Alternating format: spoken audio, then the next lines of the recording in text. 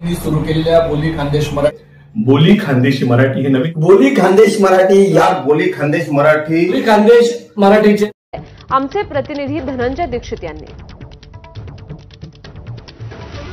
बघितणाऱ्या शेतकऱ्यांच्या विविध समस्या कायमच आपण बघत असतो। मात्र एकीकडे राज्यामध्ये नदी नाले पूर अशी परिस्थिती निर्माण होत असताना दुसरीकडे आमचे सन्मित्र संदीप त्रिभुवन यांनी सुरू केलेल्या बोली खानदेश मराठी या युट्यूब चॅनलला आमच्या मनपूर्वक शुभेच्छा।